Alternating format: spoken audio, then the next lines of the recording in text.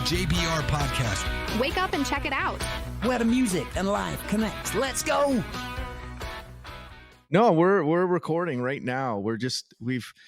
I want everyone to know we've had our challenges. I can edit things out if we need to edit it out, but we have Marianne here, and you can see me, right? I can see you well and clear. Okay. I can see your beautiful face too. So let's me move some things around on my screens here. So did you want to ask me questions, or should I just keep on? You can say whatever you want. That's what we're here for. What we want to know is we want to know all things Marianne. We want to know how you got into music, and you're totally famous in BC for dancing at live venues, even beyond that, because you told me you went on that cruise where Mike Zito and Louis Stevens and those guys, and you met all those cool guys. And they invited you back, and you can tell us about all that stuff. But everybody knows you because you come out, you support live music, you support a lot of things beyond music artistically. So tell us start from the beginning and tell us how you got started and got into the music, your love for music and all that stuff. Sounds good. Okay. I'm Marianne Schmidt, and I live on the North Shore, and the music over there was not going much when I was little. And we got there when I was 6 years old. By the time I was 8, my father decided maybe he could trade, that is, some hair cutting for piano lessons. So he asked a neighbor across the street, who eventually became my main babysitting job with her 4 children. They went out 3 nights a week sometimes. And she said she paid my way through university with all the babysitting money. Anyway, so they traded that, and I had 3 years of piano lessons. Wonderful, wonderful lady. And Dad said, no jungle music, no rock and roll, in other words, house, because that's a no-no. Dad, by the way, was 62 years old when I was born, so he was like a grandfather for a father. But he had more energy than 2 to 3 fathers, middle-aged ones, put together. And I think I got all the energy from him. Just dance and dance and dance, 10 kilometers a day. I have a little pedometer that I have on my waist, the old-fashioned way. And just keep counting and dancing and just do my 10Ks dancing as well as the other chores around the house. But the music started at the age of 8. So those lessons were good, and I enjoyed it. But by the time I got to 11 years old, there was a lot of homework coming on, even in elementary school. And I had to sacrifice those lessons for the studying that I had to do. Dad was a very, very wise man, and I idolized him. He was my golden idol. He was just tremendous in every single way, the best man in the world. He said, make sure that you study, get your degree, and then go and party and have all the music and all the rock and roll that you want. But get that degree first. Nobody can take it away from you. So that's what I did, studied my head to the grindstone. Every day after 3 o'clock, I was at home by 3:15 and into my books. Had a snack first, into the books, and so on. So this went on for year after year, so not much music. But the little bits and pieces I remember very well were, besides the lessons that I had, by grade 8, I had a position in the music choir that we had, the choir, and they put me as a secretary, so I just wrote down the notes and little things like that. So that was a connection. And by grade 12, there was a talent show coming up. CBC came along, and I don't know what they did, but they said, any talented people along? So my friend and I decided we could sing 4 Strong Winds. And I only happened to do harmony. I don't know why, ever since little. I don't find the melody, but harmony. And so I did that. And I had this little guitar that somebody lent me. So I played those few chords. And we did it, but we were shaking because the microphone made us nervous, and just looking into that and singing into it. And when it finished, our song finished, we just said, oh, when can we call you? And they said, oh, no, we'll call you. I'll let you know if you made it into the talent. So that was the end of the music there for a while. And again, into the studies at UDC. No, because again, I had to study so hard. I sometimes studied 10, 12 hours a day just to get marks into a C-class average. But French, of course, was always 100%. That was the only thing I excelled in.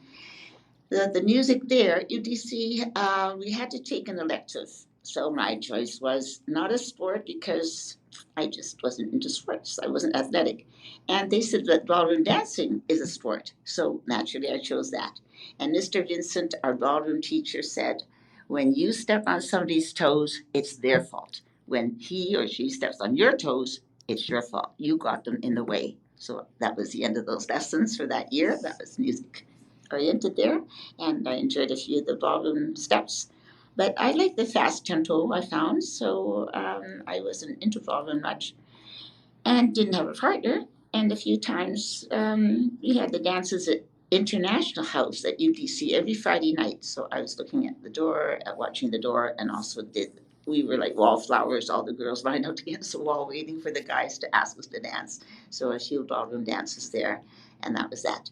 So very little music in all those years. Then along comes my future husband. I met him in 1973.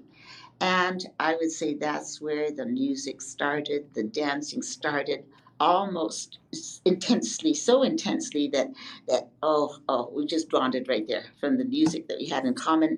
We started going to the town pump. That was our main place because that was the biggest ballroom, dance floor that is, and that was at 66 Water Street right in Gastown area. And they had bands there that played one band a year.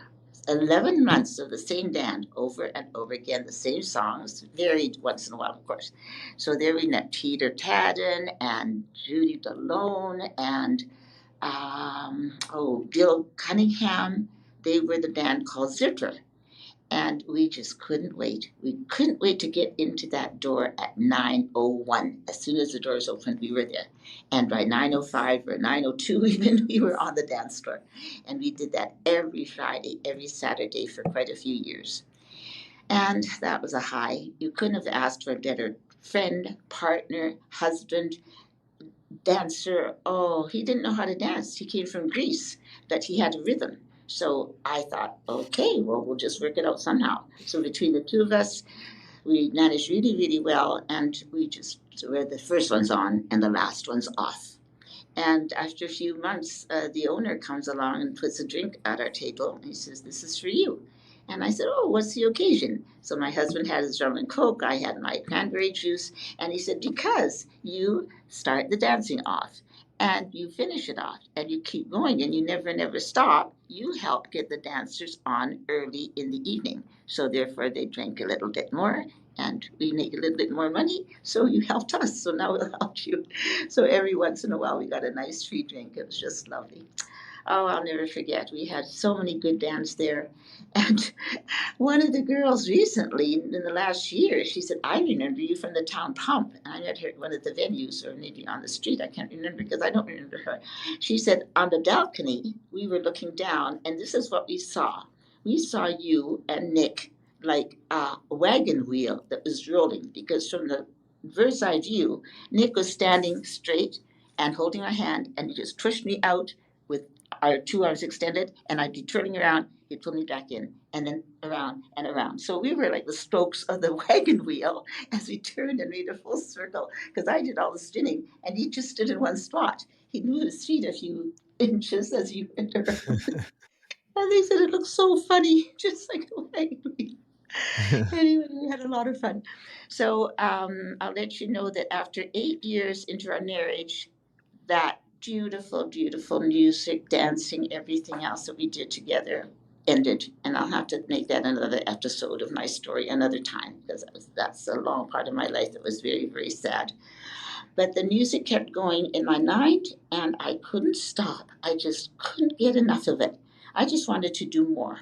So I could say by, oh, at the Yale. Okay, that's when I found that maybe I could try what this other lady did. She's a middle-aged woman. Oh, we were all in our, I guess, 30s and 40s at the time. So not young, not old, but she was dancing like a whirlwind all around that empty dance floor in the middle of the afternoon. And I thought, wow, she's doing something that I would never have the courage to do. Dance alone? Oh, gosh, no. People would be watching and I'd be so inhibited I couldn't do that. And so I watched her week after week. And I thought, if she can do that in that corner of the Yale and in the middle of the floor, I can go over to the other corner and hide behind the amplifiers and maybe try. So difficult just to get out of my chair and just get out there. Oh, it was nerve wracking. But I thought, okay, she's whirling around. I'm going to do the same. The first time was the hardest. The second time's easier. The third time easier. And from then on, I never, never, never stopped. So you just couldn't get me off any stage floor or dance floor. Oh, I would go, go, go like crazy. And you learn to do this, and it's just conditioning and something that's hard that you have to do or want to do. You just get over it and just force yourself to do it once, and then it'll be easier and easier and easier. So I learned that from my dad. He said, try something that you don't like or don't want to do or feel that it's a challenge. Just try it once in your life. And if you like it, good. If you don't, good. So I got up and did that. And I never, never stopped. And my emotions are such that I thought the dance floor could be my gym floor. I don't want to go to the gym. I can do all the dancing just doing the exercises here. So therefore, if you see me dancing, I'll just flay my arms and fling my feet and just try and move every single muscle from my toenail down to up to my fingernails and move everything in between just for the aerobics lessons that I can get and get the rhythm. So the music were just so inviting that I wouldn't even sit down for a break. I just wanted to just keep going, and I thought, no, I'm not going to stop and dance and stop dancing. I'll stop when the band stops. That's the only time. So whether it's slow or fast. And slow ones are hard to do on my own, but I learned a way to do it because in 1965, long before I knew this dancing happened, my mother and I went to Hawaii, and I learned how to do the hula, and they taught us on the beach with some professional hula girls, of course, and the native people. So I learned how to do tiny bubbles and pretty shells. So using those motions, I thought I can change them to suit the songs and the lyrics of the words of the song that I hear you all play and singing. So I can anticipate the words, so I can do love, I can do passion, anger, and I make up my own gestures and so on and so on. And I love to act and play act, so I think a lot of that is coming out when I'm doing my emotions and stuff. And that gets me through every single song, so I don't have to go sitting down when all of a sudden there's a slow romantic song. I can do the romantic feeling and just love and don't leave me and all that stuff. Anyway, I just make it all up. And I enjoy doing it because it's so much fun. And with the music that I've had for so many years now, since 1973, when I first met my husband, till now, all you wonderful musicians, some of you are still around. That amazes me. 50 plus years, that's 53 years that you've been entertaining me and giving me this wonderful feel of joy and exuberance that just has to be let out of my heart, my mouth, my arms. I just have to let it all out. I can't keep it inside. So, because of that, I can say that you have conditioned me and you have kept it in good shape. So, recently, for the last well, not so recently, for the last 20 years, I had the problem of scoliosis, which is pain all the time from my shoulders, neck, and up, and bent forward. So I probably look 10 years older than my age, but the energy that I still have is good. And the pain is blocked out when I hear you play that first note.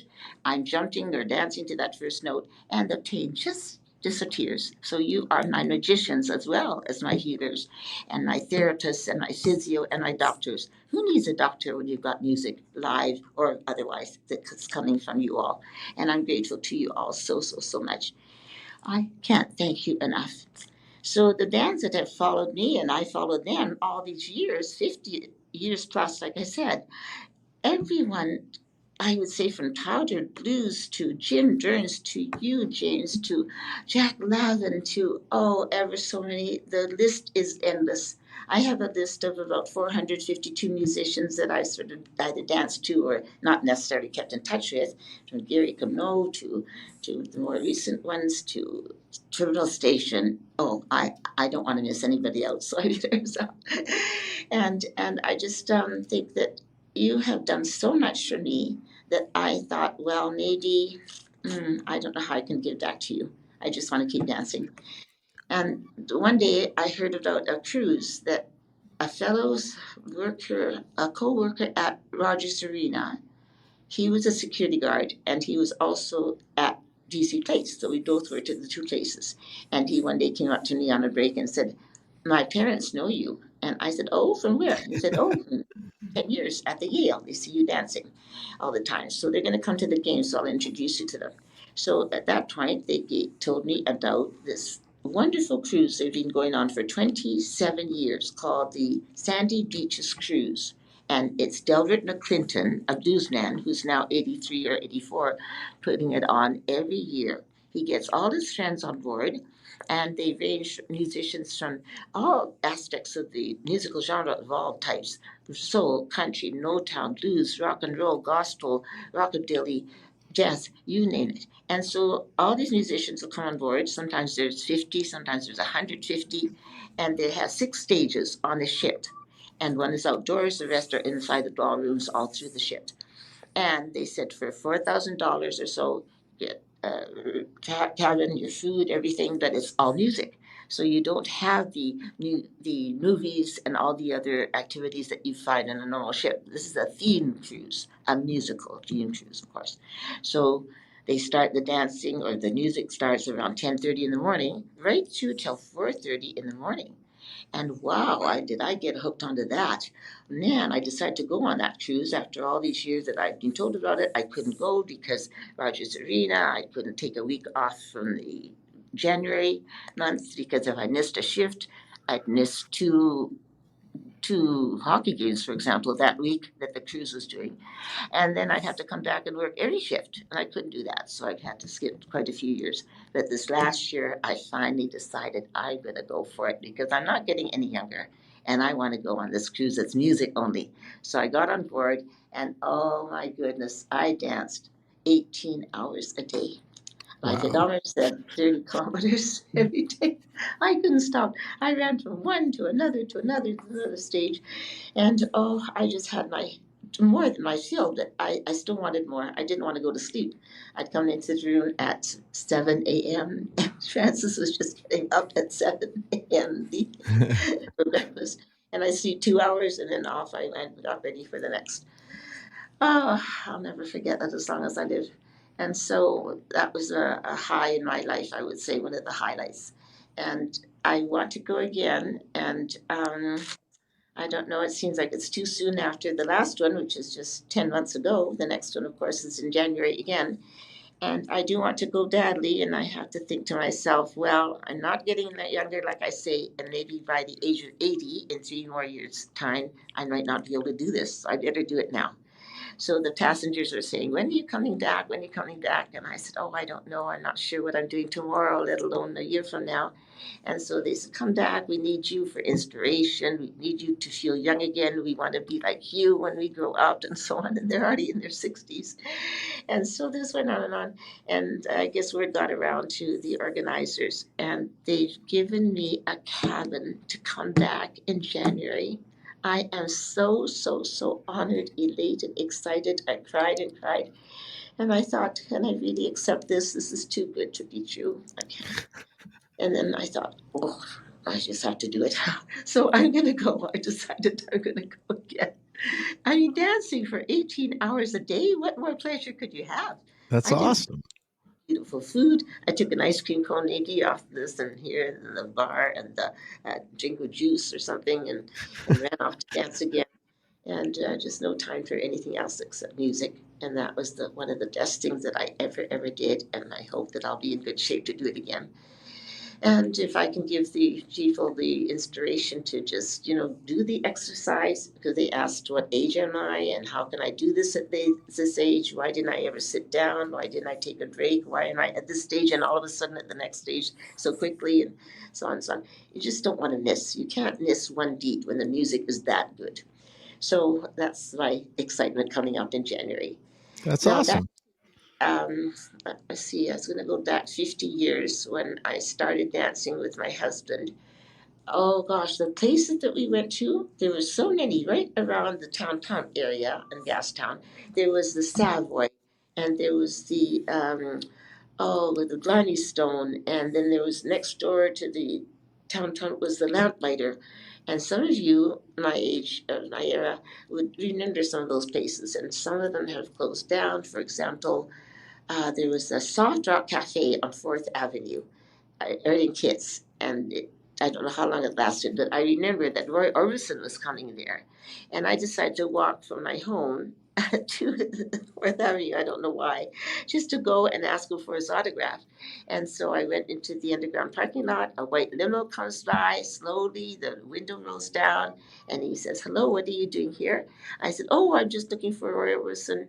And I said, "It's you." And he said, "What would you like?" I said, "I would like an autograph if you don't mind." And so he signed it, and he sang up there. And that place is gone. And there's so many others. Oh, I can't even begin to name them, but I'll just have a quick look here. What is your Yeah. favorite place or Oh, has the been town, your?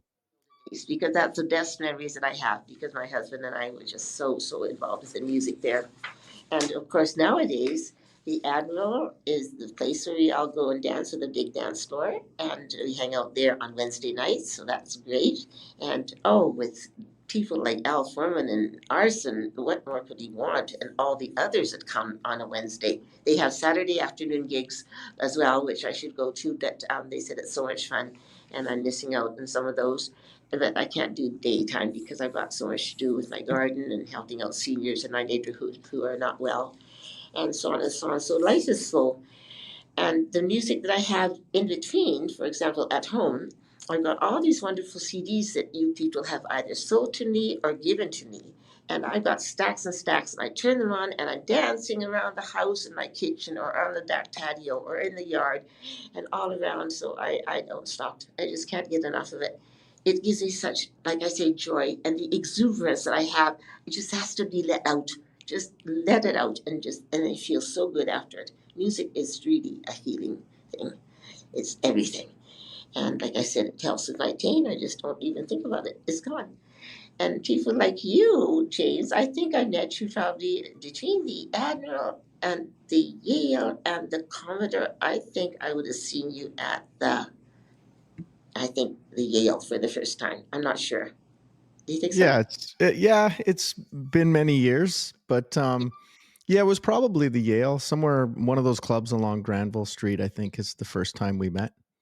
And you didn't have your own band at the time, and you didn't have No, I did. I toured with Russell Jackson when I was a late teenager from 95 to 2000, kind of in his band. And then in 2001, I formed my own band, and I've had that ever since, but it's been a mix of different guys. The last 10 years, kind of when I go in and out of town, I just use pickup players in whatever town I'm in or whoever's Ah, available. oh, I wish I'd known you longer than the time that I've known you. But that probably goes back quite a few years anyway, but Yeah. not 53 years ago, because you're too N- young. Don't even No, look. no, I was born in the mid to I, late 70s. So yes, gosh, you could be my son, let alone the age difference. I found this in my boxes downstairs, and it's a Motown meltdown that you were partaking at the Commodore, and that was in 2010. And oh, what yep. a lovely write up! I didn't know that you had played with the fabulous Thunderbirds and Long John Baldry and Sue Foley and Canned Heat, Powdered Deuce Jerry, Chin Burns, all those people I danced with, and you were part of all that. So wonderful. Congratulations for having started so young and worked so hard to achieve, because it says here that had you were only 34 years of age when with 24 years experience already. So that means you started at 10. Awesome. Yeah, I did. I originally actually started in acting. Well, I started music and kind of played some old time rock and roll, and I played Peter Gordon and Stephen King's It back in like '89, and then I didn't really like acting because it was hurry up and wait. I loved music because it was instant gratification. There was a live audience, and signing autographs, and all these other things. So that was much more exciting as a kid. But I did do a thing because I've known Jim Burns a while too. So when he was on the Highlander TV series, I did an episode with Jim and That's right. Adrian Paul and Stan and those guys. And then they all came down to the Fairview after, when the Fairview was going strong, when I had a gig there, and sat in and Oh, played. So yeah, it was good. Yeah, I've been around that's the block a few times. yes, more than a few times. My goodness, and you even look old enough to have done all that in such a short time. No, I was fortunate enough. Tom and Jack Lavin were really good to me in the early days. I remember going to Jack's Jam at the Yale where you went to, and yeah, he was good. Took me under, and that is where I think I opened for Powder at the Commodore, and that's where I met Jerry Doucette and his son Jerry Jr., who we're friends to this day, and kind of just those guys were really helpful in terms of encouraging me to play and showing me what's right and wrong. And Russell Jackson as well, of course, BB's old bass player. And yeah, so I was very fortunate there. Goodness, oh, you go back a long ways with all those people, and they're just such great teachers, and you learned well because look where you come. You got to quite a high Yeah. height there at the top. I admire you so much. I won't forget when at the 12th Street Blues Festival in New Westminster a few years ago, and you were on stage, and all you did was just like this and out of your head. And I thought, oh, you don't have to ask me twice to get up there. I'll dance. So I got up there with you, and I thought I'd be dancing, that you had taken your guitar strap off and put it in front of me and gave me a tick, and you just said, strum. So I did that. I said, what do I do with this hand? You said, don't touch that. I'll do that. There's a little video that somebody took, and oh gosh, that was a high in my life too. Just having you there teaching me how to do that C chord and how to be a rock star. We did that at Kingfisher's pub too. We've done that quite a bit. You get up there and rock out on some guitar notes. Yes, there's a place that I haven't been to for a while. Everything's good there? Yeah, everything's still going. I think Jack Lavin's going to be there later on this month, and I wish I think far away. Yeah, it's a bit of a hike for you, I know. Yes, but in the olden days, and not so old, not so far back, I remember having done hockey games, and then after hockey, we go to two more venues, and Dad said, come on, let's go. So I'd change out my uniform and go to more places. And the Kingfisher was one place where Dad was able to meet me halfway and take me, and take me the rest of the way. So I've been there a few times, thanks to Dad for getting me there. So we went all over the place, and it was just wonderful. And she has done so much for music to support live music. I'm so grateful that she has looked after me, whether it's with technology, setting this whole machine up for me to get this lovely interview going and giving me a chance. And for you, I say thank you to you for having me as a guest. I'm so honored, elated, excited. I can't say more. I didn't even sleep last night. I was so happy. No, it's great that you're able to do this. And I know, is Deb hiding in there somewhere? Maybe she wants to show her face for everybody if she's up for that. Okay. But She's here. Yeah, hi, there you are. Try not to touch technical stuff so I don't mess it up.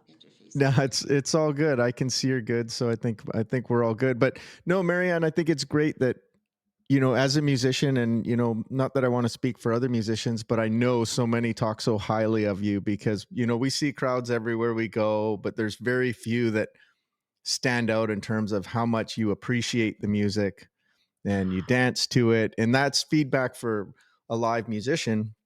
When somebody gets on the dance floor and you can tell they're feeling the music, like that's a give and take relationship. As a musician, if we play and everybody's got their backs to us and they're looking at the Keno board and watching the game and, complaining about the volume or whatever it is, that kind of takes away the energy and the energy and the vibe that we can put out, so when we see people like yourself, it picks us up too, right? We don't feel, the pains we feel, in those fronts. And then having, someone like Deb that can help you get to and from those things and help you with getting on the podcast here and that stuff. It's great. And that's why I'm doing the podcast, so people can kind of learn more of people's stories behind the scenes. And, people have said, oh, I love the podcast. I see these faces, at the venues, and I don't really know the stories behind them. And I know that you're very popular and more people know you than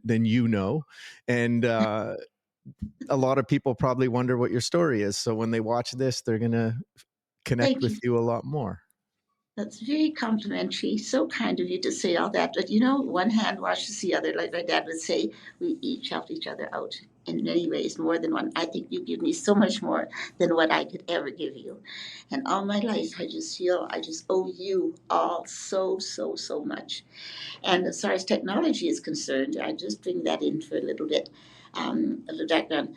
Because we were brought up very poorly, we had no TV. And so today I still have no TV, no cell phone, no Wi-Fi, no this, no that. I have a landline, and that's the only way I can connect with you all.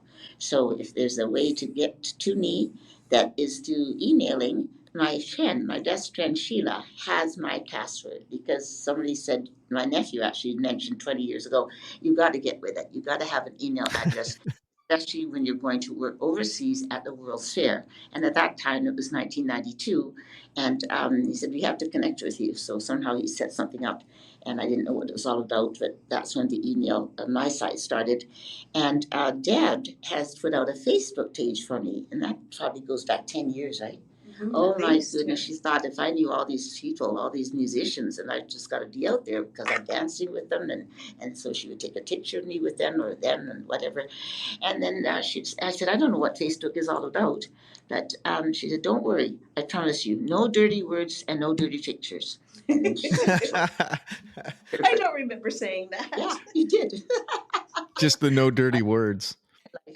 And so reason alone, the Facebook, I don't know how the world sees all this, but gosh, in Seattle, a guy comes up to me, I know you from the Facebook. And we were going to the Rolling Stones concert.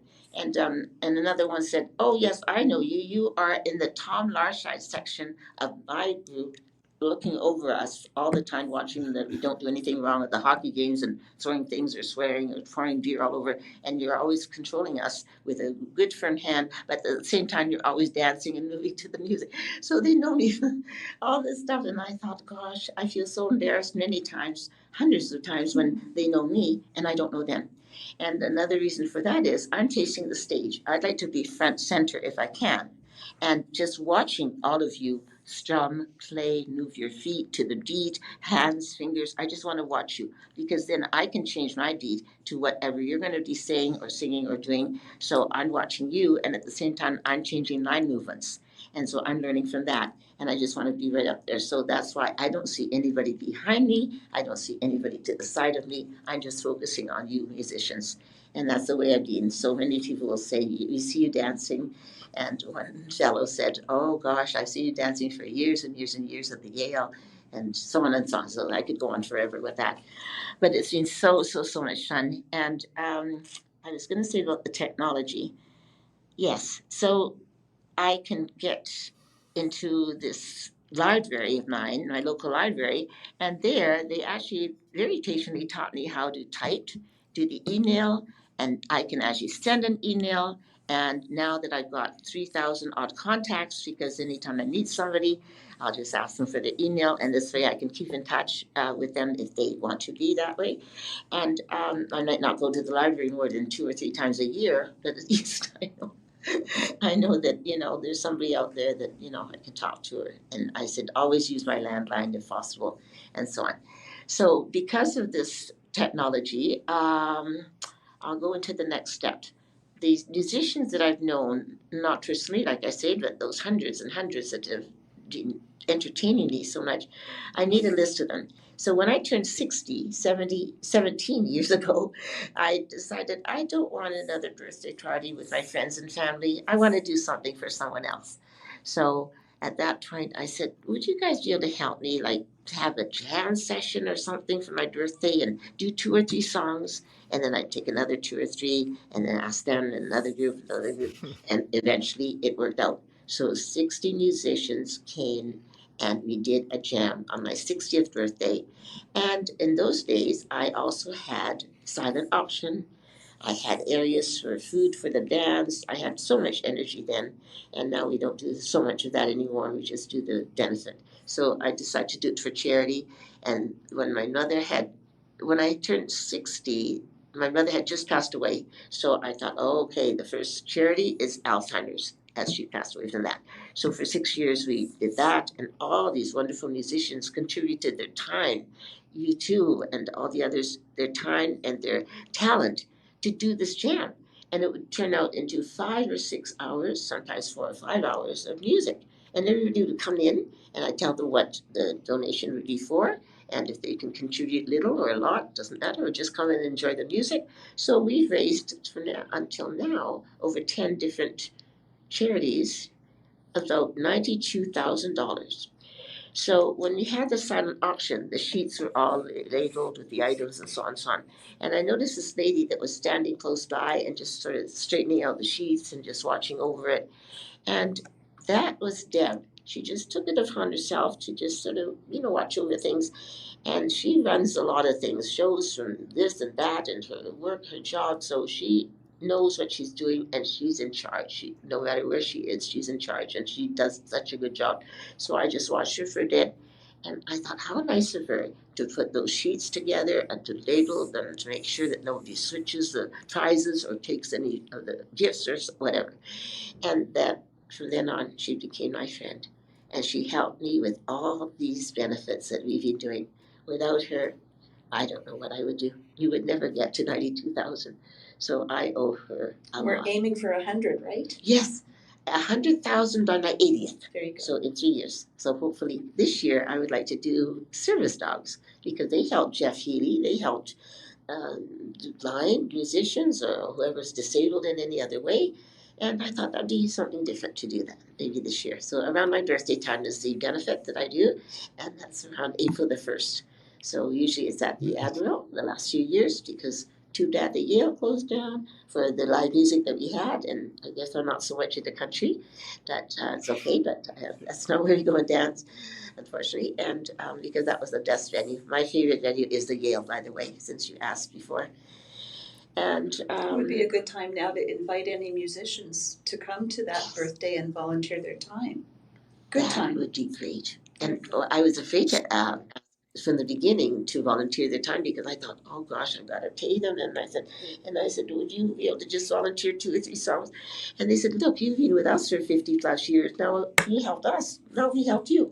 It works both ways. So therefore, so any musicians out there who would like to do this around April the 1st, we'll set the time and the date and do this at the Admiral, I believe. And please help, and then we'll get to. So then if a musician's watching this and wants to participate, how can we get them in touch with you? Will you guys be able to give me an email address, and I can put that up so when they're watching this they'll be able to easily contact? Yeah. Okay. We're going to create a new email address just for that birthday party. So we will do that. I'll get that to you, James. Okay, perfect. Yeah. We're going to call it the Dancing Girl. That's her email address. Her new one's going to be the dancinggirl@gmail.com. I love it. Yeah. Yeah. It's so exciting. Oh gosh. So wonderful. Before we go here, Marianne, is there anything else that you want to throw out there to people, or you want to encourage people to dance? I know and we can do another one. I tell that to people because, we could talk for days and days, right? Yes. Okay, maybe one more highlight is how I got into the Yale. That's a story that I thought I'd like to mention. I had taught school at Eric Hamber, David Thompson, East Side, West Side, and Fort Coquitlam. And one of my schools had a student who didn't like French, apparently. So he left and just went running down the hall to try something else, maybe music, maybe another language. He said he couldn't hack French. And I found this out many, many years later, because at the time I wouldn't have known. A lot of kids didn't like French, of course. This is not easy. And I try to make it fun. I bring in music, I bring in my old 45s or this or that, and I bring in an old guitar, and I do maybe only 3 chords, but I taught them Old MacDonald Had a Farm, Dominique, and some of the popular songs, made them learn the words in French. And then I said, okay, if you sing in French and learn it well, I'll bring the guitar. Otherwise, no guitar. So that was good. That was a nice opener for the class and got them interested. And so 30, 40 years later, a gentleman goes down the ramp where I was working at DC Place, and he was going down to the car show or the boat show. He stops halfway down. He says, can I just talk to you a minute? I was just taking tickets at the time. And he said, I was one of your students, and I want to apologize to you. And I said, why? And he said, oh, because I ran out of your class, I couldn't have French, and I just was sorry that I even left because my friends stayed with you and they went through the year. Some of them did well, some of them didn't like French either, but they stuck because you had a party on a Friday after the quiz. You had cookies and then you had music and all this stuff, and I wish I'd been there. And he said, I'm sorry that I left your class. I said, oh, no, don't be sorry. That's one of those things, people, like different things. And if you're interested in other things, French is not one of them. I'm not going to take offense. And I said, what do you do in real life? And he said, I'm one of the owners of the Yale. He said very modestly. I said, oh my God, who needs French? And so he gave me a card to Marianne +1 for life. Oh gosh, have I seen more than anybody's share of shows at the Yale, besides the regulars who we had a regular Thursday night was Gary Comeau, for example, or every Thursday was Steve Kozak, Jack Lavin, every Saturday for the Jam. All you wonderful regulars were just set for the whole year. But there were some great shows like Canned Heat that I noticed that you said you played with, and Sue Foley as well, and Charlie Musselwhite, Dr. John. Oh my gosh, I must have all that for free. So thank you, Wade, the owner, my ex-student. Oh, thank you for that. What a blessing that was. Truly, the Yale was the. I was going to ask, was it Wade that? Wade Luciac. Hi, Wade, wherever you are. Yeah. And Joe. Yeah. And Joe held the posters for the benefits that I did for the first 6 years of Alzheimer's benefits, and on and on. And he's at the door, and he's just a great host, and the whole family. And now the other son is in the on Granville Street, on the what is the shows that they have there? The Connection. It used to be called. Oh, I should know. Are you talking a club that exists now, or just after the Yale had closed? The other son is looking after the front door there. It's the not pole dancing. What do you call that kind of dancing? Stripping? Yeah. Strippers. Yeah, the fan club. They did the fan club. That's right. Yeah, because I would say probably the last 10 or 15 years I played the Yale, it was Joe that, I kind of got to know, who was kind of booking me in there. Some of the people that worked for him. And then, they were kind of in tandem with the fan club. And I remember going there, which reminded me of when I was a teenager and playing in my early days. I used to back up the strippers at the Barnett Motor Inn and the Wild Duck. Did? Oh my gosh! Barnett Motor Inn. Yeah. I had to sit in the stripper room and eat my nachos while they would all get changed because I wasn't allowed to be in the bar. They didn't think that was a healthy environment for me, but then they put me in the stripper room. Like that's any healthier, right? Keep you young. Yeah. One of the fellows at one of the clubs, he said, oh, let's do some toll dancing. So the toast that we're holding up the Admiral, we're just sliding our backs to the music up and down the toll. He said, we're toll dancing. And one of the students, another student, many years ago, met me on the street somewhere downtown Vancouver. And he says, oh, are you still dancing at the Cecil? And I looked at him.